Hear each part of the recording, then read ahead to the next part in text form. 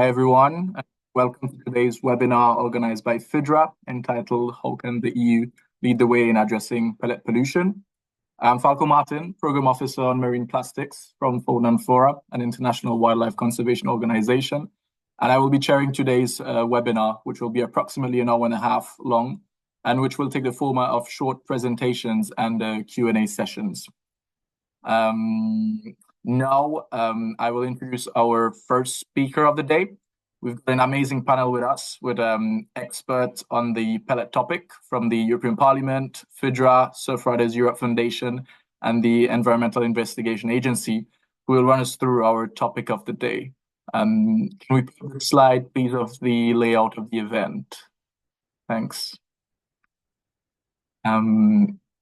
Okay, so our first guest of the day will be Jutta Paulus, member of the European Parliament from Germany, representing the group of the Greens and the European Free Alliance.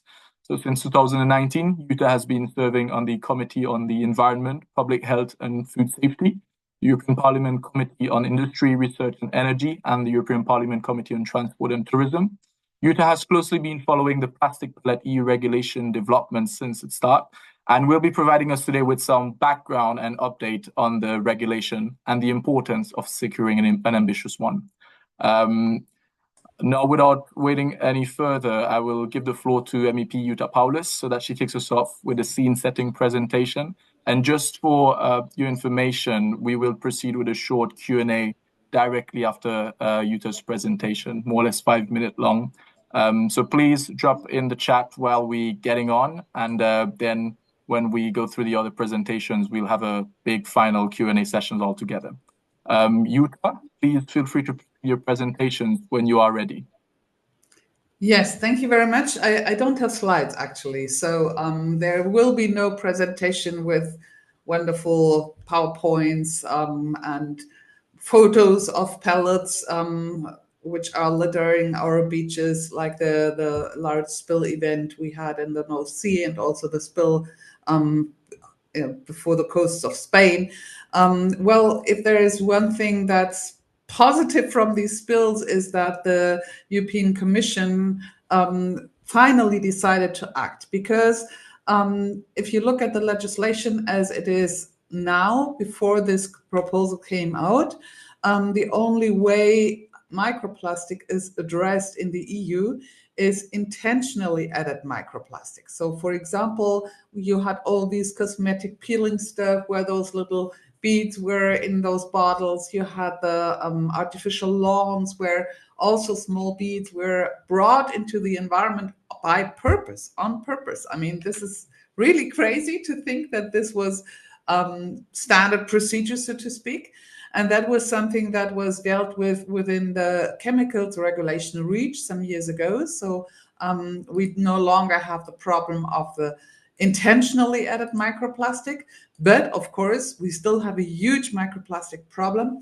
Unfortunately, I didn't look up all the numbers, which I heard at an event last week, which were very, very impressive, about literally billions of particles littering our ocean, littering our beaches, littering our environment, and also our bodies and our brains.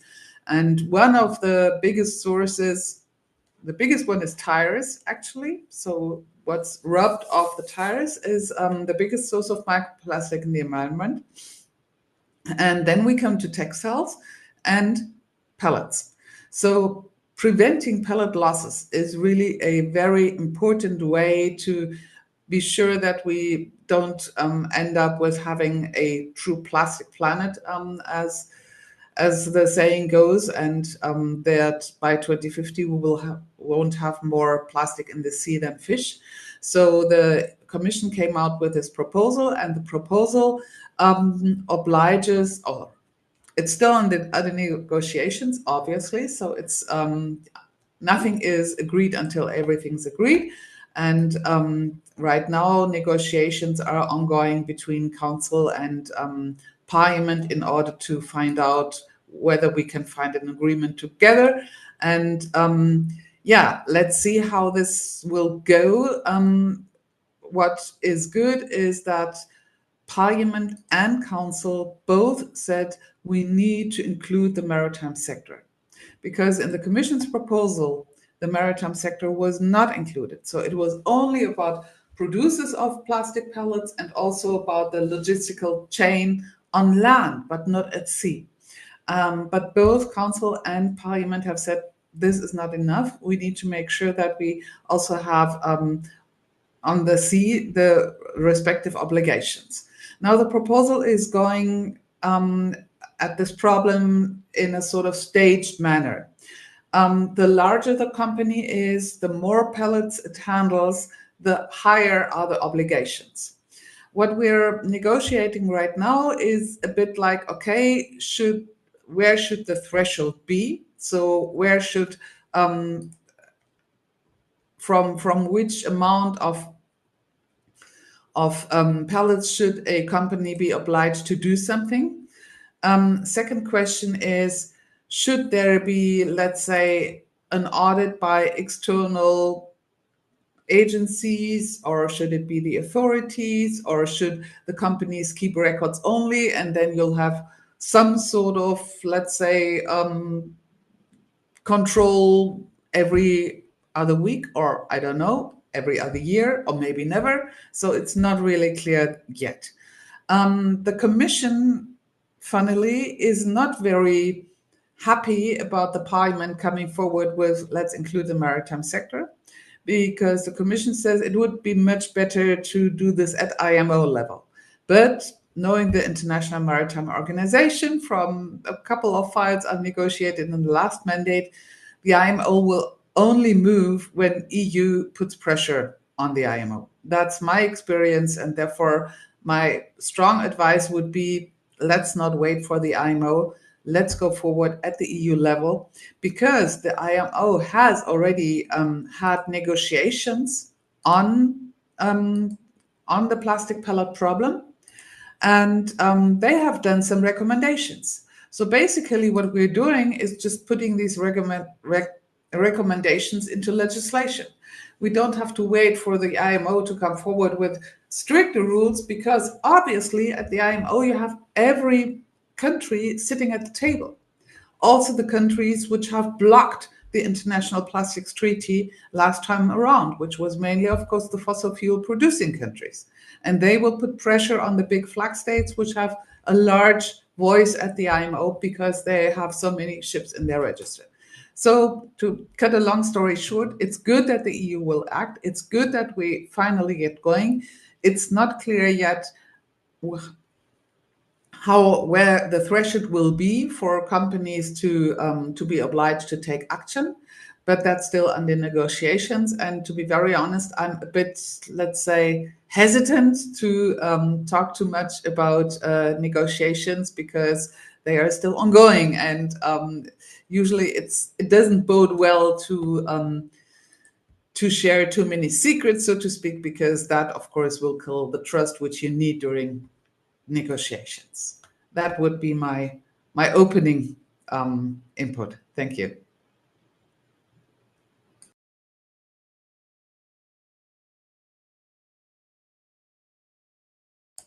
You have to unmute. Sorry, no, thanks a lot, Jutta, for setting the scene so brilliantly. I think everyone in the room now have a kind of good idea where this stuff comes from, and it's great to see like action from the EU on this topic. Because we said we'd open up a short Q&A session just after Jutta opening statement, I'd like to ask if anyone in the room have any question to ask to Jutta. Yeah, drop them in a chat or to unmute and ask your question. I see that David Mendel had dropped a question in the chat, so I'll read it out loud. My understanding is that pellets is a minor source of plastic pollution. Does anyone have a figure? Jutta or any of the other speakers, would you wish to respond to this? Do you mean that? Wait, I should be able to. No, it's not a minor source.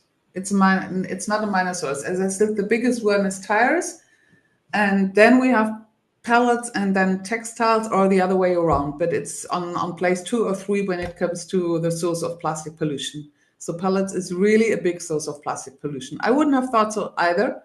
But actually, that's what the impact assessment of the European Commission says. Thanks, Jutta, and thanks, Lucy, for dropping in figures. I think Fidra also has quite some good resources in terms of mapping the pellet pollution at the EU level, but also at the international level. So it'd be something I think Megan is going to talk about later. So I'll leave this. But yeah, is there any other immediate question?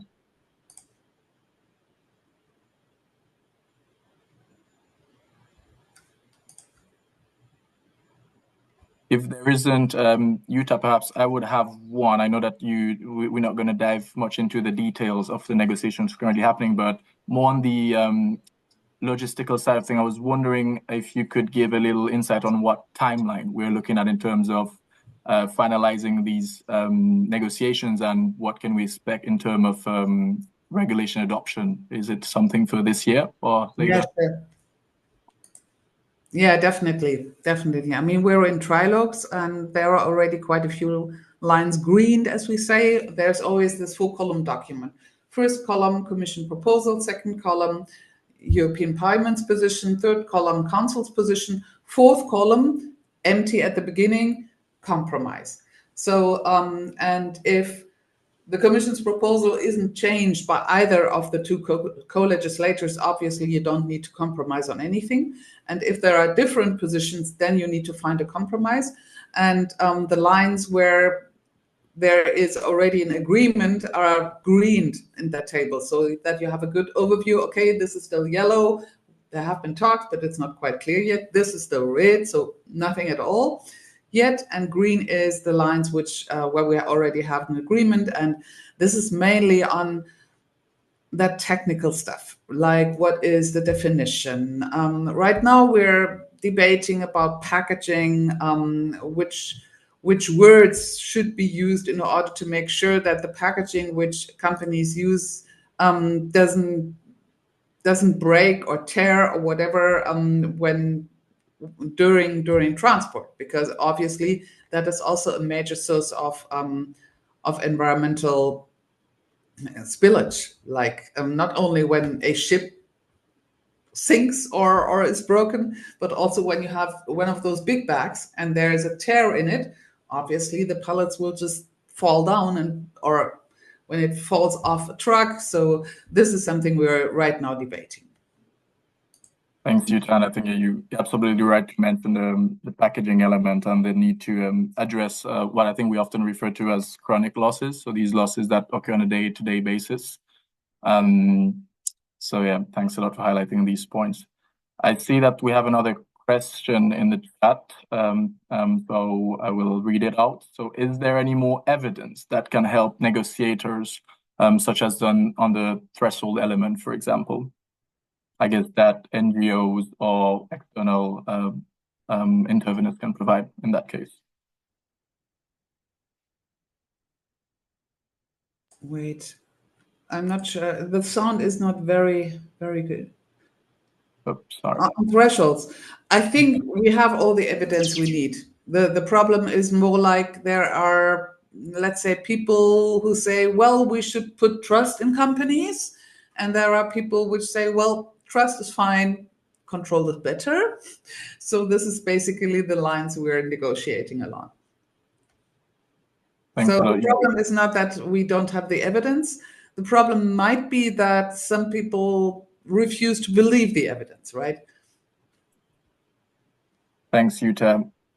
Is there anyone else in the room that have a question? If not, I'd maybe like to bounce quickly on your response. I guess just from an NGO perspective with the trilogue negotiations, how can we then, do you have any advice in terms of convincing those that does not want to see the evidence, or what can NGO have any activities to try to change these people's mind?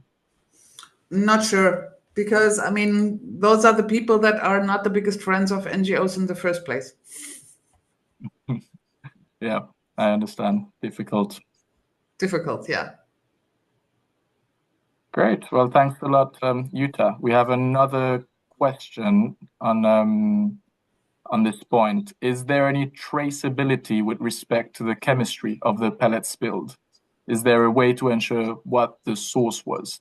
I guess just on this point, we'll have a presentation later on traceability and transparency. So maybe that's something we can get to. But Jutta, if you have a response, please feel free to jump in. I think it's extremely difficult because also those pellets, I mean, this is a whole chain, right? So there's a producer, then it gets shipped around, maybe traded between different companies several times before it finally reaches the actual manufacturing place where they make products out of these pellets. I actually, if there were a chemical way to identify the chain, I would be very interested. So if there is, do please share it with me also. I'm not sure because I will have to leave quite soon, actually. Yeah, but happy to hear about it. Thanks so much, Jutta. We just have maybe one last question that we can take before you head off. Or Amy, I see your hand up. Do you want to jump in on this? I was just going to say that I am going to touch a bit on it on my presentation. It was supposed to be a bonus sneak peek, but and Parliament did put forward something to return to look at the chemical traceability at a later date. I don't think it's viable at this point because it hasn't been proven on scalability, but there are certain institutions that are looking at kind of creating a chemical fingerprint, so to speak, to put on virgin material in order to trace it. But exactly what you said, there's difficulties in the supply chain of what point the spill occurs. And then there's also difficulties in creating batches that are consistent and carry that chemical fingerprint with it. So I think it's an evolving field that we can keep our eye out on. And I can talk more about it later and send you more information. Great. Yeah. Amazing. Thanks, Amy. So yeah, just before you head off, Jutta, a last question. I think that links a bit to one that we've already had, but is there any upcoming opportunity, like such as open call for inputs for an NGO to make its opinion clear on the EU regulation? Well, not at this stage, because I mean, the Council has voted their general approach already last year. Parliament has voted their position already last year, and strictly spoken, we're bound by these mandates. So it's extremely difficult to come up with something which is not in the mandate of the respective co-legislators. And yeah, as I said, NGOs are having a very hard time anyway right now with the changed majorities and with all these weird attempts to silence NGOs, to silence civil society. What I have always found astonishing that especially conservative members of parliament are very impressed with letters, not mails, letters. And not like copy paste 100 times the same letter, but a real letter, and which is sent to their office in the constituency or their office in Brussels. Because when they have like, I don't know, 20 letters coming, they're like, oh, wow, this really seems to be an issue for my people. Thanks, Jutta. Well, I guess that's a good way of putting it. Send letters. That's a good way of moving forward. Well, Jutta, I think on behalf of Fidra and everyone, we want to thank you so much for providing this opening statement and for answering these questions that we've had today. It was really a pleasure to have you. I hope that you can stay longer, but yeah, the webinar will be recorded in case you don't stay until the end and you want to see what the other presenters have to say. We've got other questions coming in the chat, but we'll come to them at the last Q&A. So we'll keep record of them and get to them. But yeah, thanks a lot, Jutta. Thank you very much. Bye-bye. Well, that was a good start. So we will now be moving on to our second speaker of the day, Megan Kirton. So Megan is a senior project officer at Fidra, where she supports the plastic and chemical pollution work, including the Great Global Nodal Hunt and PFAS project. So today, Megan will provide us with insights from Fidra work and also update from the North Sea plastic pellet spill, which happened just a few weeks ago, and which she has gone on the field recently to gather insights and update from this catastrophic spill. Megan, I guess if you're ready, please go ahead and get your slides on the screen. Well, thank you very much, Falco, for that introduction. That was great. So yes, as Falco mentioned, myself and Jamie had the opportunity to visit the Norfolk coastline in the UK last week, where nurdles have been reported washing up after the ship collision that happened in the North Sea a little over 2 weeks ago. So I'm sure many of you have heard, but a US oil tanker called the Stena Immaculate and a container ship called the Solong collided and burst into flames just off the east coast of Hull. And unfortunately, the container ship was carrying nurdles. And just over a week ago, nurdles were reported washing up on the UK coastline.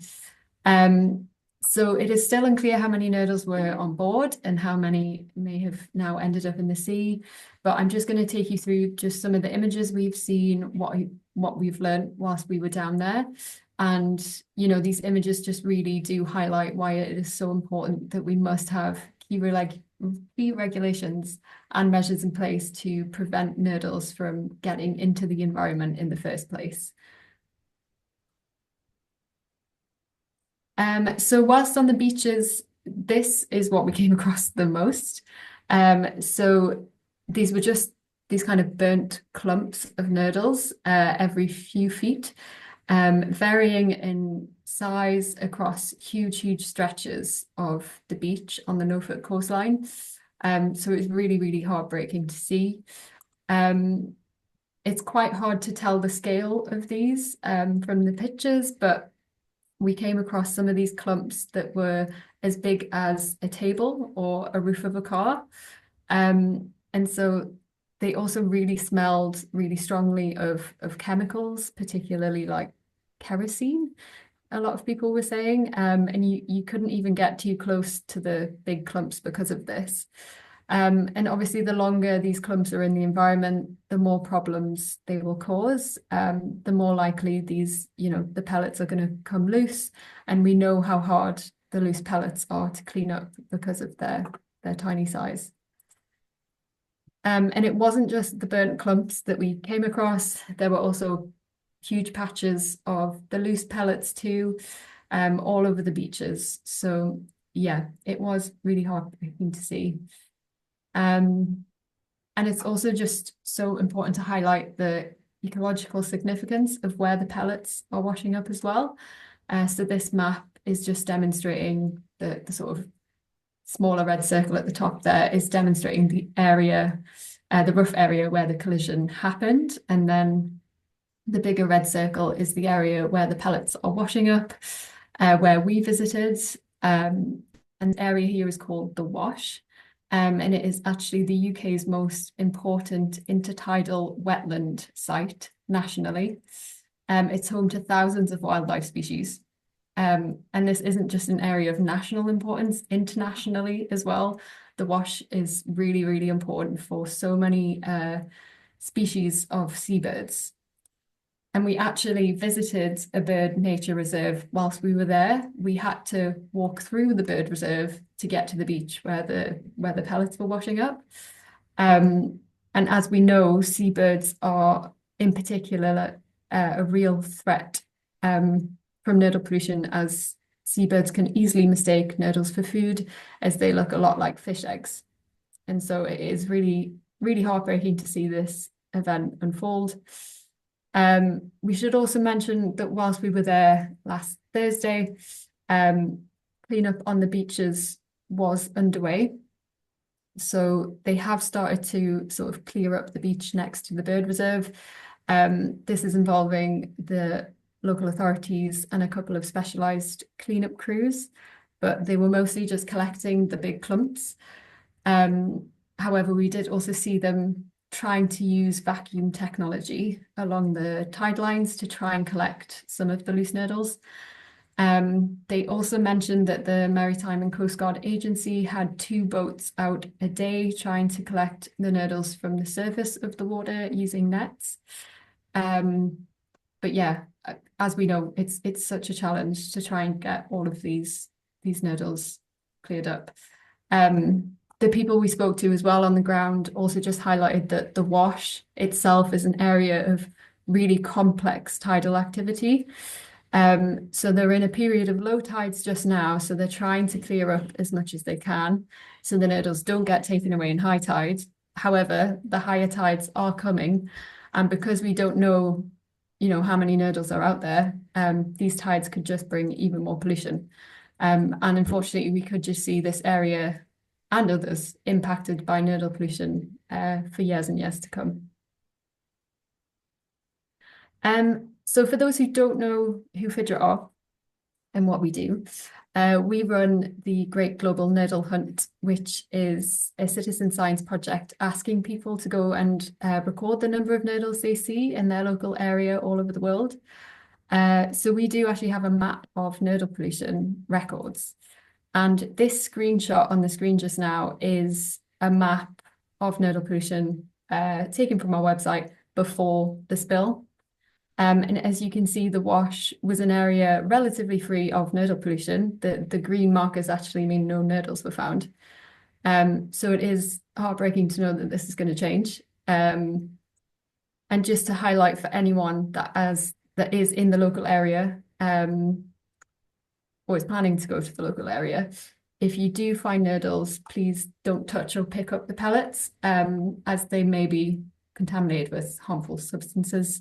You can still report any nurdle sightings to the sort of local Coast Guard in your area, and you can still share findings with us via our map on our website, but only if it is safe to do so. And again, just please don't touch the pellets, only submit a count of how many you find. And finally, we do know that there are more nurdles being reported further south of Norfolk too. We know how mobile nurdles can be once they're in the environment, so we wouldn't be surprised if we started getting more reports of pellets, washing up in countries even across the channel. So this just leads me on to talking about other resources as well as our map that NGOs and others out there can use for engaging policymakers in this issue, as well as just raising awareness about nodal pollution with others. So please do head to our information hub for a wealth of resources on different solutions, work, reports on nodal pollution, which anyone is free to use, like our Mapping the Plastic Supply Chain report that has already been shared in the chat. We also have guides on how to engage policymakers in this issue. And our YouTube channel, we also have a range of different recordings of our previous webinars, which talk about different solutions work, including how to use nodal hunt data and many, many more. Which finally just brings me onto a quick promotion for our next webinar that is scheduled in this sort of solutions to pellet pollution series. We're going to have a webinar on nurdles and chemicals on Wednesday, the 23rd of April. We will soon be circulating a sign-up link for this soon. We'll have guest speakers from IPEN, as well as others from Pellet Watch, talking about the various chemicals related with nurdles and why it's important to address this issue. So please do make a note of this date. But yes, thank you very much. That is all from me. Back to you, Falco.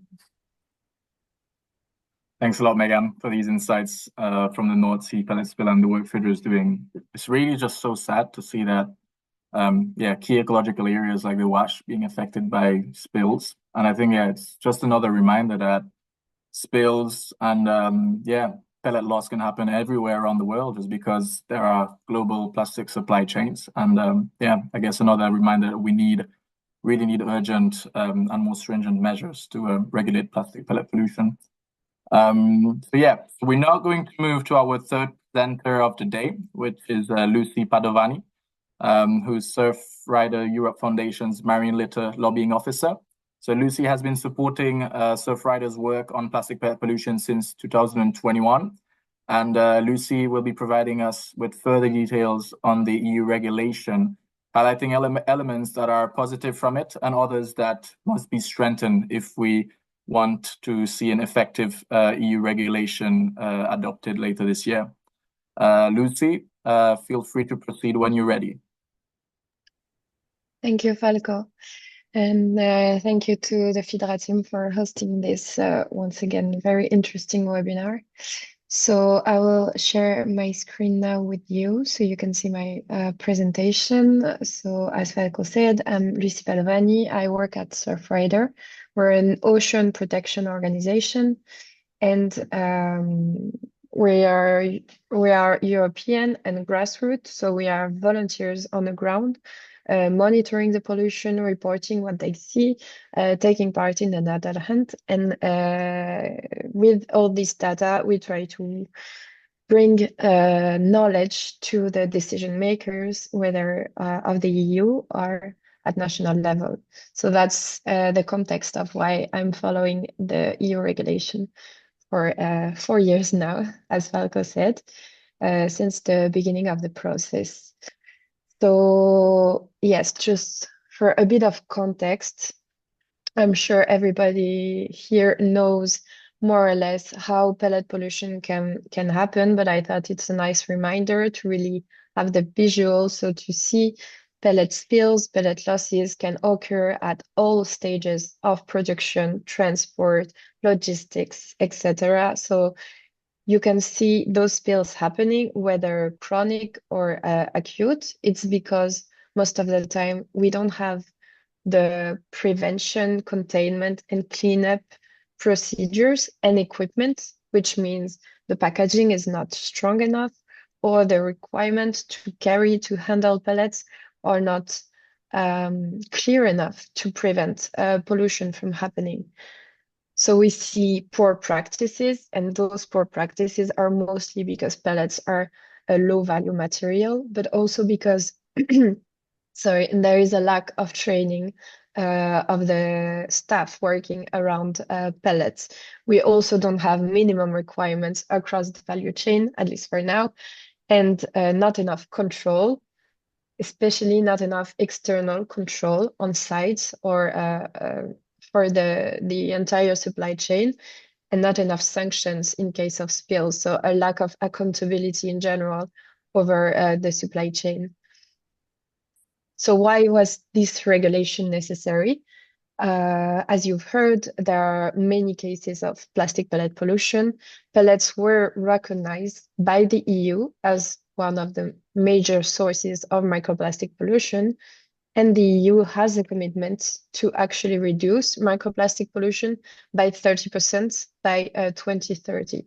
So it's part of this commitment that the EU has decided to tackle the pollution to prevent those 180,000 tons of plastic pellets from being lost into the environment. And this number, just so you know, it's an estimation because there is a lack of reporting of losses and of transparency overall. So we consider this number to be underestimated. The regulation was also necessary because the current mechanisms were not sufficient to actually prevent the pollution. So we had a voluntary initiative by the industry called Operation Clean Sweep that was proven to not fully function, as we are monitoring sites who are signatories of these initiatives and where pollution keeps happening. And then we also had a fragmented national regional approach with member states such as France, who has actually already have a regulation in place for the sector. Then there is also OSPAR, so more a regional approach, but it's voluntary. So we really needed a bit of a coherence across the EU and a level playing field for all actors. So this is why the regulation was really necessary. So the Commission took it in stand to actually draft a regulation proposal which was published in October 2023. Then the Parliament adopted its position in April 2024. The Council adopted its general approach in December 2024, and we are now in the trilogue phase of the regulation, so which means the three institutions are discussing together. And as you might have heard from MEP Paulus' speech, the Parliament has changed and the Commission has changed since the Parliament's approach, the Parliament's position, sorry, was adopted. So we also see there is a bit of a shift in the negotiation now at this stage. So just so you know, this is a very general overview of the regulation. My colleague Emmy will give more details on certain specific aspects, but just so you have an idea of what are the main points that are being discussed. So there is indeed the supply chain approach that was overall in all of the institutions' positionings. So it means we really want to cover the entire value chain. It's not just a producer's issue. It's not just logistics. It's overall the entire value chain that needs to be accountable when handling plastic pellets and when to actually prevent the losses and to act when those happen. Then for the handling obligations, the minimum requirements, which are basically the technical measures that we're asking. So whether procedures and equipment, what we're asking actually to be implemented by the operators. That's where we're seeing already.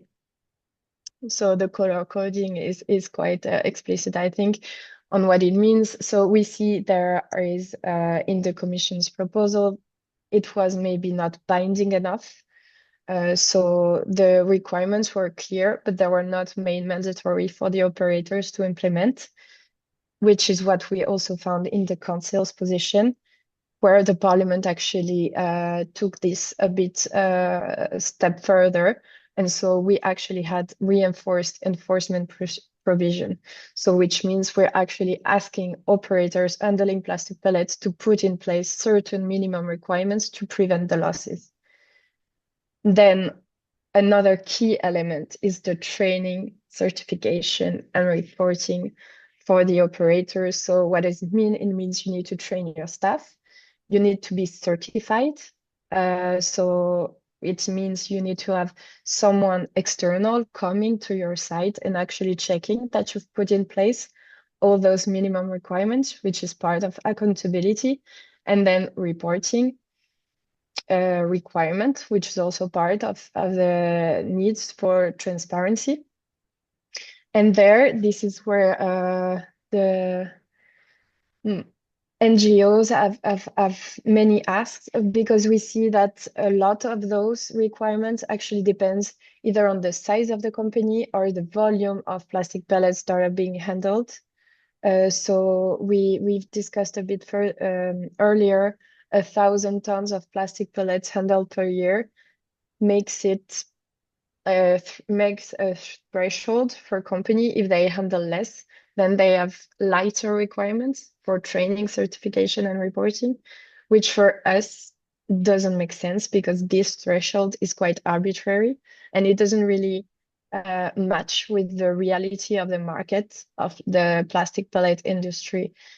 And 1,000, I mean, when it's 1,000 tons handled per year, if we go just below 999 tons of plastic pellets handled per year, is still an enormous amount.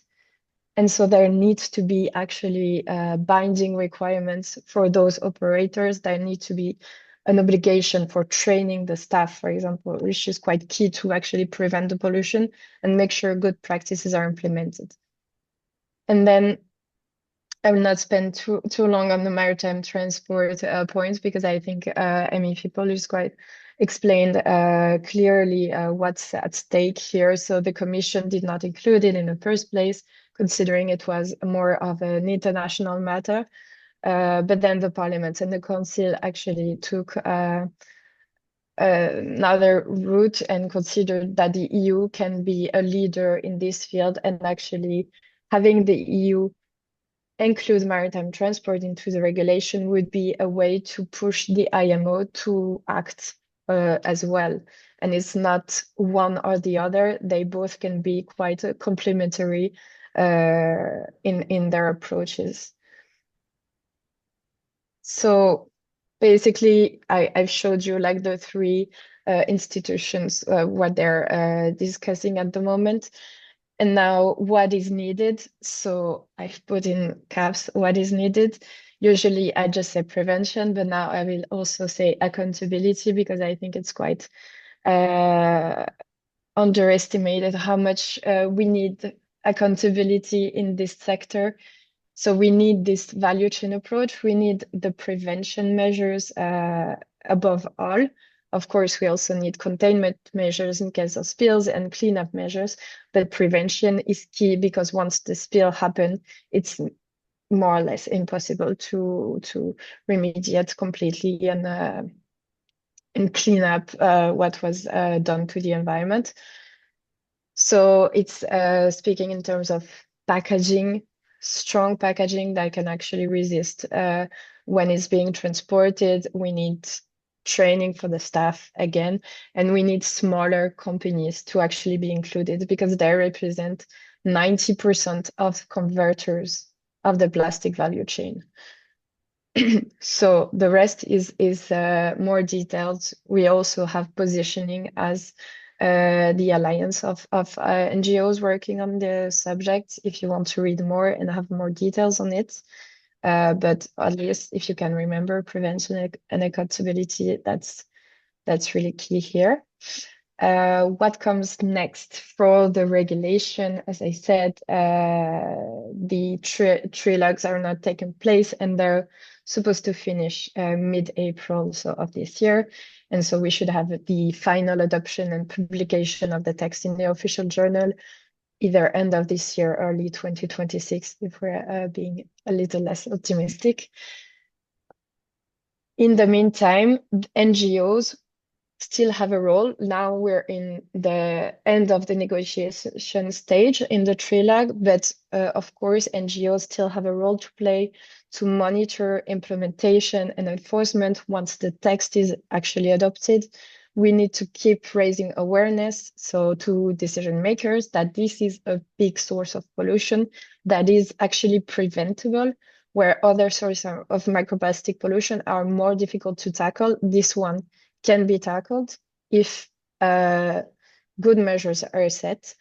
And we need to keep attention on pollution cases, such as the amazing work that Fidra is doing on the North Sea spill, for example.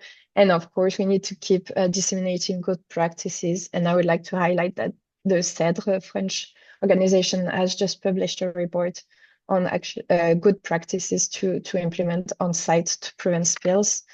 So we still have work to do as NGOs, and we will for sure continue to do it. Thank you everyone for your time, and if you have any question, I will stay until the end of the webinar. Thank you. That was great, Lucy. Thanks so much. It was a great presentation, I think, giving us proper comprehensive overview of the pellet regulation. Yeah, I think it's really a shame to see, though, that there is still such a lack of agreement on the threshold element of what companies is to fall under this regulation. I mean, it seems so logic that all companies needs to be under it when you see the impact that just a few kilograms of plastic pellets can have. But yeah, next on our agenda today is Amy Youngman, Legal and Policy Specialist at the Environmental Investigation Agency. So Amy is a California-barred international environmental attorney based in the Netherlands, and her current role focuses on the Global Plastic Treaty with complementary plastic work on plastic at the IMO, the Basel Convention, and the EU. Amy will be diving today in the topic of transparency and traceability, and highlight why it's really important in the case of the EU regulation. Go, Amy. Once you're ready, please proceed. Thank you so much, Falco. Hi, everyone. It's great to be here. And thank you also to Fidra for hosting this event and providing me the opportunity to speak. And also thanks to MEP Paulus and Megan and Lucy for really laying out why plastic pellets needs regulation and for how serious and systemic this issue is. We've seen it in the recent spills in Grangemouth and Galicia, and then broader scale pellet pollution across Europe. And so I agree with Lucy, it's all about prevention and accountability.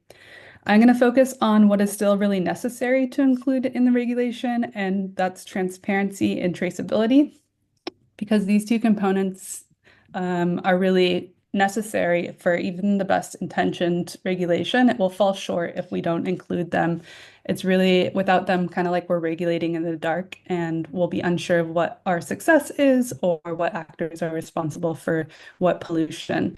So I'm quickly going to explain transparency and traceability and what they require for an effective regulation and how the EU's current proposal could be strengthened to meet the challenge and the opportunities. So next slide, please. If we take the regulation as currently kind of a shadowy, dark information only that exists within the hands of industry, sometimes behind some very expensive paywalls, then transparency and traceability should really be the light, the ability to see who is handling pellets, how, where, and with what results. So transparency is about the visibility of data, who is handling it, how many, where, when, how much are lost, what's being done to prevent it or to clean it up.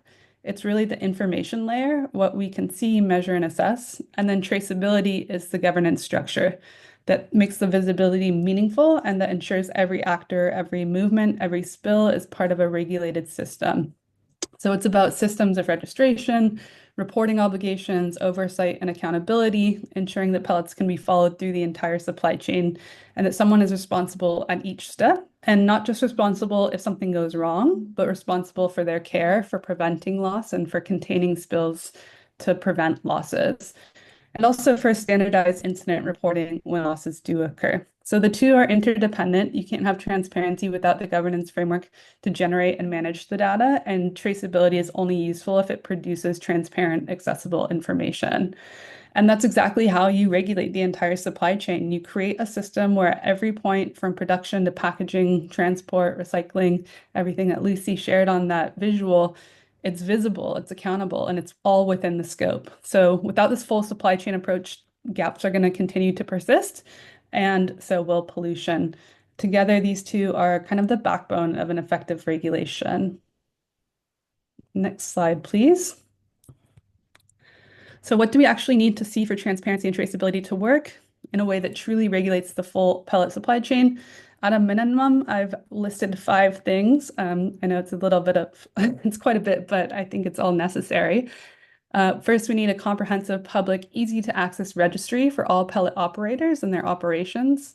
Then we'll need standardized, auditable, measurable reporting on quantities of plastic pellets that are produced, handled, and lost. In order to have a more accurate measure to assess the current estimated losses, there should also be mandatory standardized incident reporting when pellets are lost. And under the regulation, lost means that they enter into the environment. And then we also need independent third-party auditing for all, not just for the largest operators, and an effectiveness evaluation. So now we can take a closer look at what we have as options and what we need to retain, where we need to retain the high ambition in those options. Next slide, please. So looking first at a public registry for operators and their operations to understand what they're subject to. Again, first we have to start with who is in the supply chain. So a comprehensive public registry is the foundation of that traceability. It tells us who is handling the pellets, what they're doing, and where they're operating. So that includes not only manufacturers, but again, everyone. So transporters, repackagers, converters, recyclers, and this is in every member state. Here you can see that Commission has proposed that a register for operators and their risk assessment plans, self-declarations of conformity, and certificates are publicly available online. Parliament goes a step further to include loss incident reports, which is really critical, and we'll get to that in a couple of minutes. Council has opted for a different approach, building out an article specifically related to reporting. They propose to delete Articles 3, 4, 4, 4, and 5, 5, and instead include a new recital 26A and a new Article 7A that says that competent authorities should be able to make information publicly available. And 7A introduced on its surface really positive. It proposes that information be easily and efficiently accessible to the public. But I just wanted to highlight that there is a red flag. The article allows competent authorities to withhold specific information if they believe its release could jeopardize the safety of installations, the local population, or other public interests. So while this may appear to be a reasonable safeguard, in practice, it creates a reporting loophole that could be used to limit transparency, particularly where business confidentiality is concerned. And this kind of exemption has been used before in other regulatory contexts. And I'm not an expert on it, but one example that I could find was under the EU Pollutant Release and Transfer Register. And there, some member states have withheld data on industrial emissions, citing commercial sensitivity and public security. So in practice, this has made it really difficult for communities and civil society to access information about hazardous discharges, even from very high-risk facilities.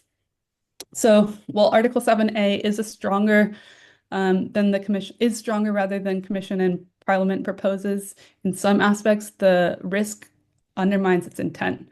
Without the clear criteria or independent review on where information can be limited and withheld, there's a danger that it becomes a mechanism for opacity rather than accountability. And again, I just want to emphasize that without this public information, we don't have visibility over the supply chain. We as the public don't know where the risks are. We can't enforce consistently and review that the processor in my backyard is not polluting, and we can't track accountability when things do go wrong. So this registry has to be centralized, accessible, updated regularly. It must be EU-wide system that's harmonized, searchable, and mandatory. And then we can start with knowing who we're regulating and making sure that information is available to the public. Next slide, please. All right, so next, you can't really measure the effectiveness of a regulation if you don't know what's going in and what's coming out. Reporting quantities handled and lost gives us both the baseline and the impact of the regulation. Right now, the regulation requires operators to report pellet losses based on annual estimates, but without a standardized methodology, which will hopefully come in a few years under Article 13 for future development. But meanwhile, Article 4 asks handlers to keep records of the quantities handled and lost and to use those figures in their own internal assessment of effectiveness. And this is important, but as it stands, it's not really robust enough to deliver accountability or comparability across the EU. So one point in the Commission and Council's favor is they do use the word quantities, not volume, and that's a crucial distinction. It's the right one. Quantities refers to the countable units, the number of pellets, which is essential to understand the scale of potential environmental harm. By contrast, volume is vague. It can vary depending on the shape, density, or packaging, and it doesn't really give us the reliable environmental picture. But then looking closer, there are also weaknesses. So the council would delete the requirement for internal assessments, moving it to the recitals where it becomes voluntary and non-binding. And as for reporting when actual losses occur, there's currently no requirement for this at all from either the Commission or Council.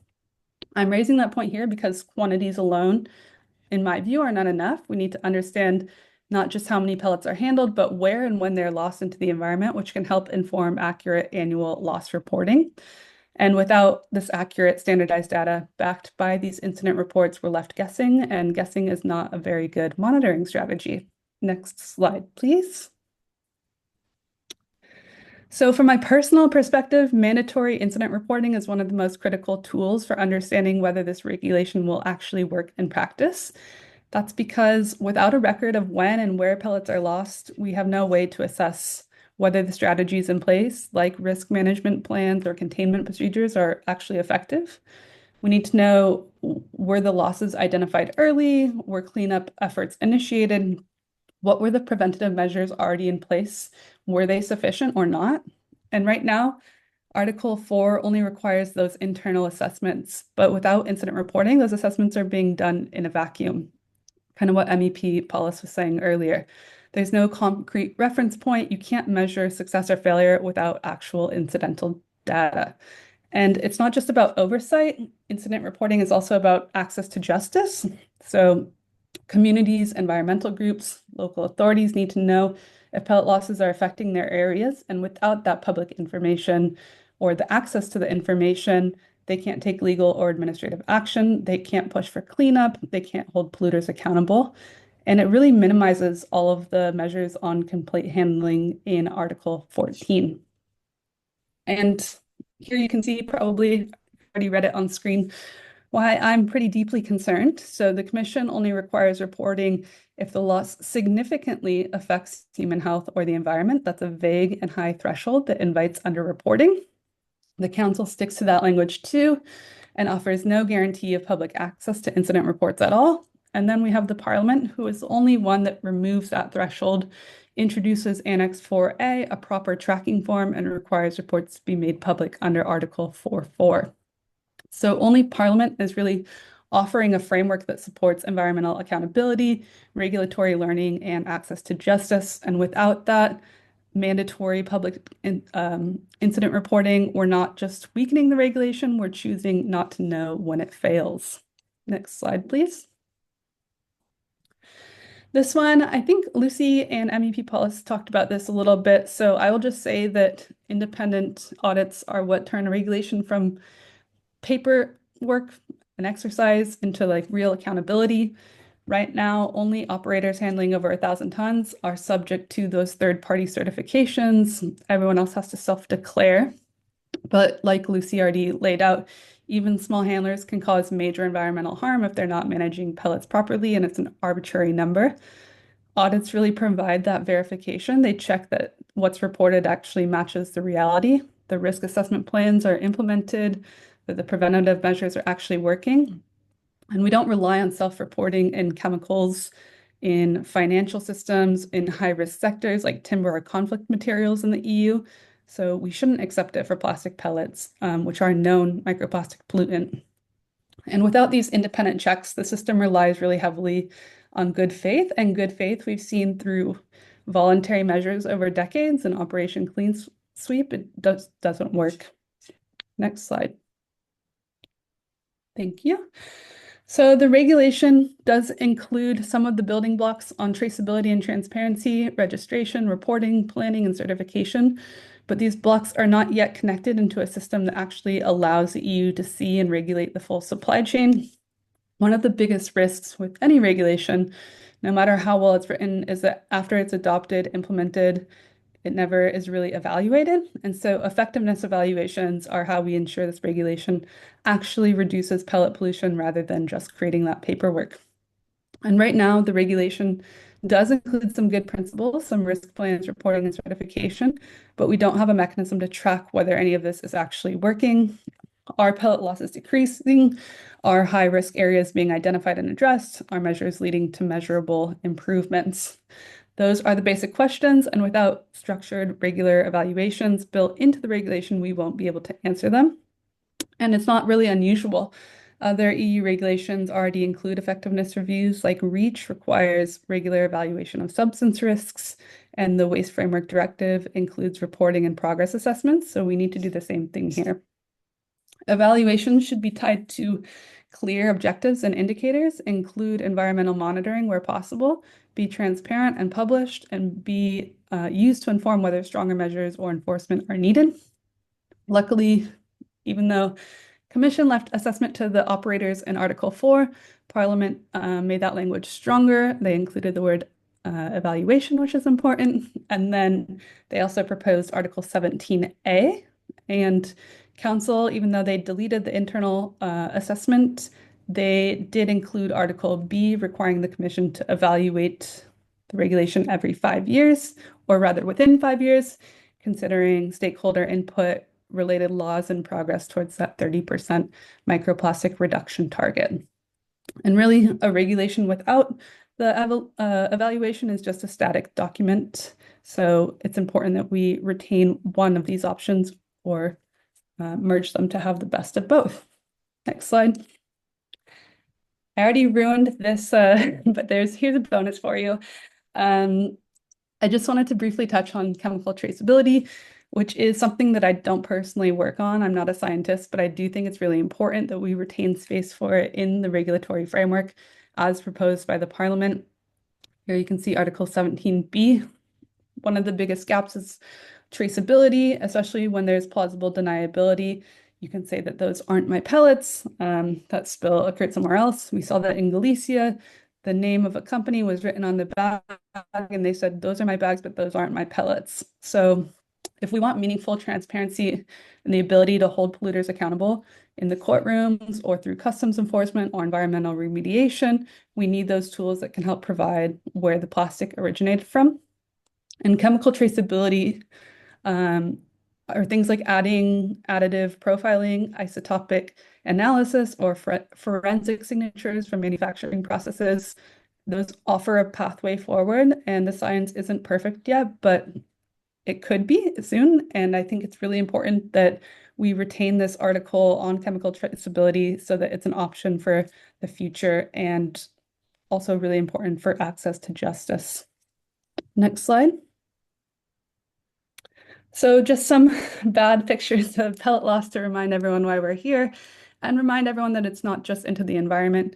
But I think that all of these measures deserve to be retained and strengthened in the traceability toolkit we desperately need.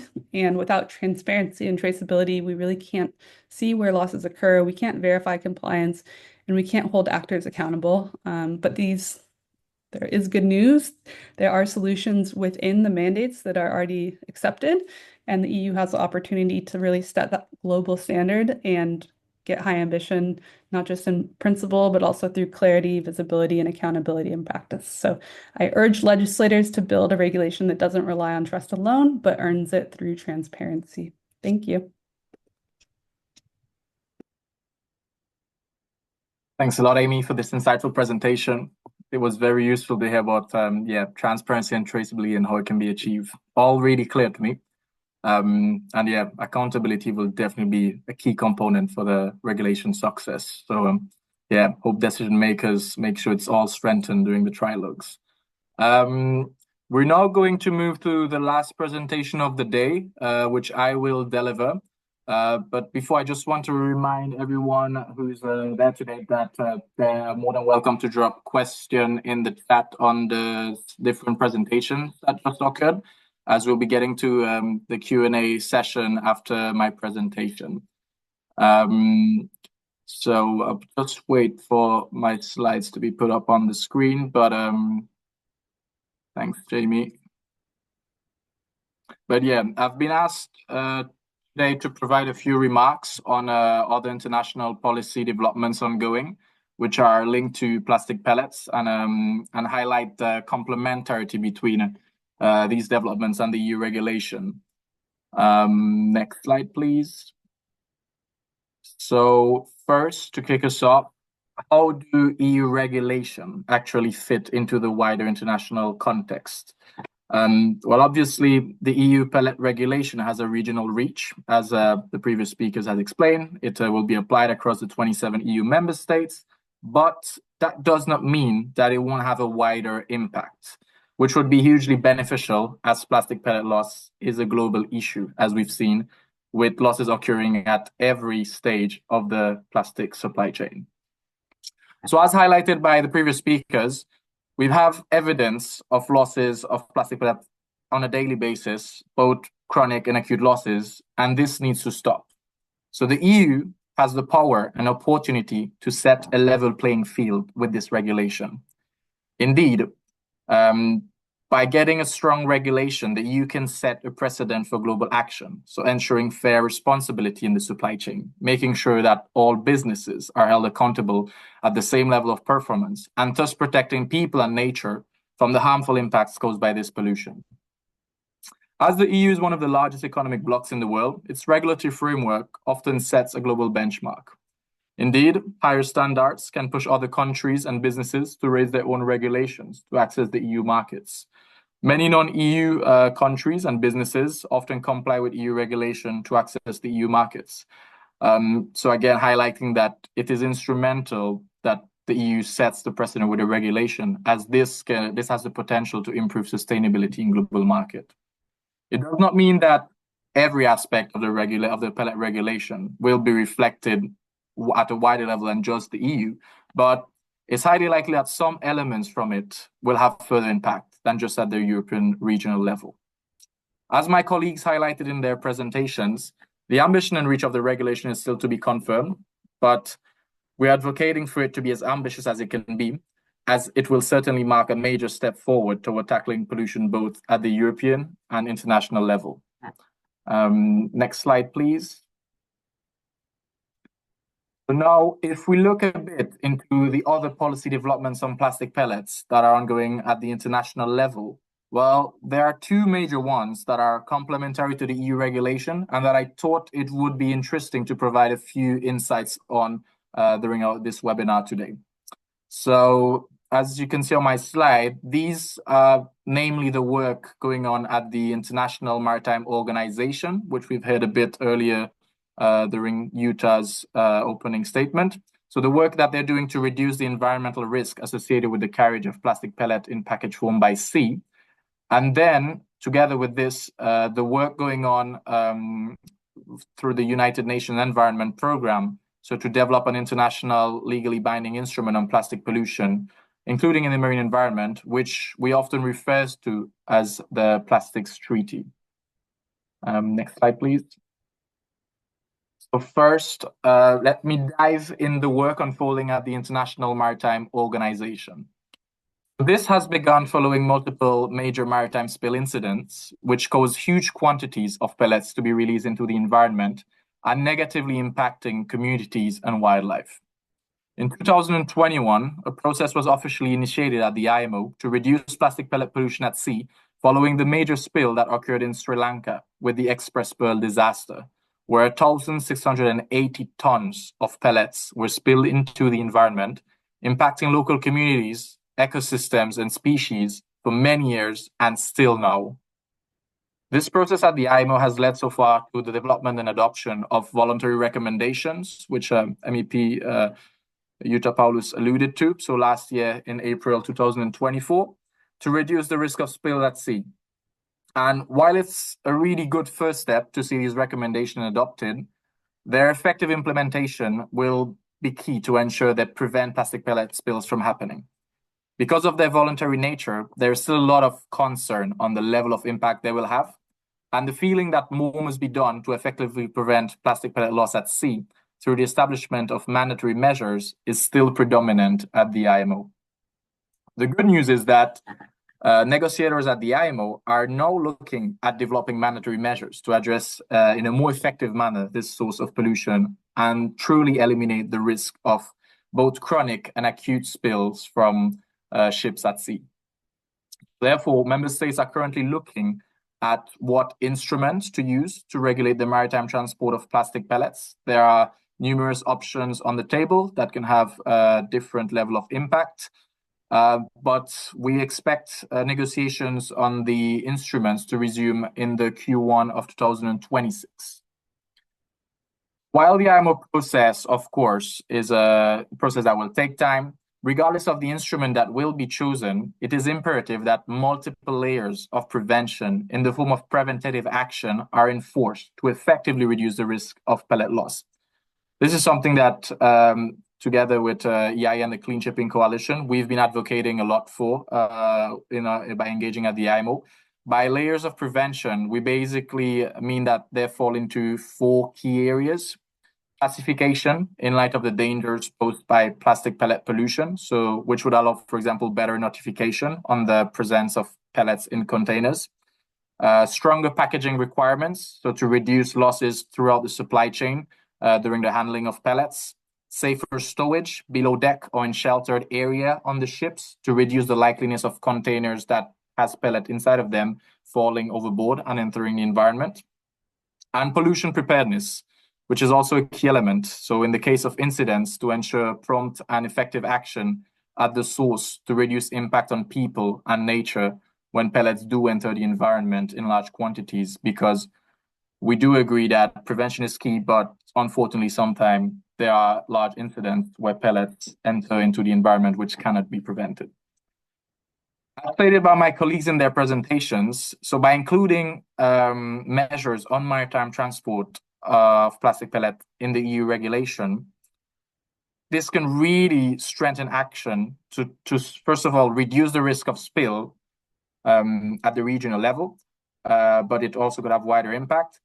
And that could avoid some maritime disasters, like the one, for example, that happened over the coast of Galicia at the end of 2023. Including a maritime component in the regulation, as the speakers have highlighted before, will be key. And it will basically ensure complementarity with further IMO measures that are to come in the future, a forum where the EU is also proactively engaging and showing strong leadership. Next slide, please. Now, let me move on to the Global Plastics Treaty. In addition to the EU regulation and the developments at the IMO, you might be aware that the United Nations Environment Programme started a negotiation process a bit more than 2 years ago now to develop an international legally binding instrument on plastic pollution. The treaty negotiations are expected to result in the finalization of a treaty text this summer, if everything goes well, with the last round of negotiations taking place in August in Geneva.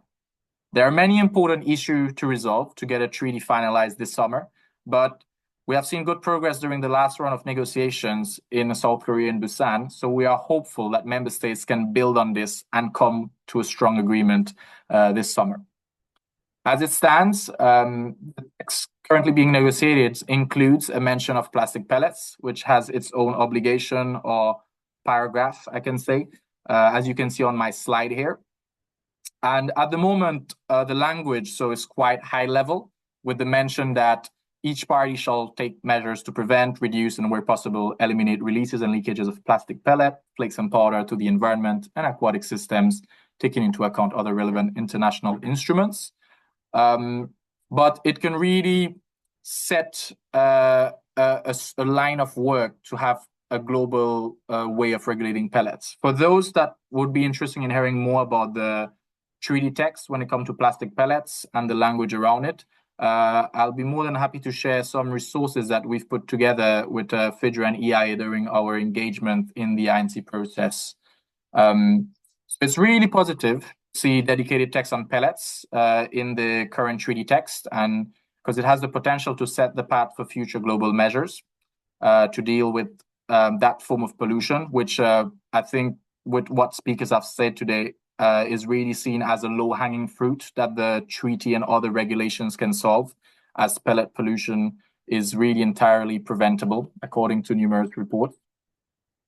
And development of an effective and ambitious plastics treaty can really complement other pellet policies, like those of the EU and the IMO, and work as an overarching framework to ensure that there is a harmonized and global approach on pellet loss prevention. So that will ensure consistency, transparency, and best practices across all sites, modes of transportation, and countries that will be party to the treaty. But yeah, while the treaty is still under development, it's really key that pellet pollution is addressed within it so that we keep this text, if possible, strengthen it a little bit, as it could really lead to dedicated governance at the global level, together with the EU regulation and the IMO regulation, which has a bit more of a maritime focus. The EU is a major advocate for a legally binding treaty to tackle plastic pollution worldwide, and the development of a strong pellet regulation at the regional level plays a key role to set a precedent and really catalyze potential future international pellet regulations that can result from the plastic treaty when finalized and implemented. EU representative at the plastic treaty must build on this momentum. So there is the regulation negotiation happening at the moment. And if an effective regulation is achieved, it will likely reflect itself in global action in the long run. So it's really important that a strong regulation is adopted, as it will guide the development of international instruments like those of the Plastic Treaty and the IMO to achieve zero pellet loss across both land and sea in the future. Next slide, please. So yeah, this is my final slide. Thanks a lot, everyone, for listening. I hope you found this useful to have a wider lens on the EU regulation and the other international pellet policy developments.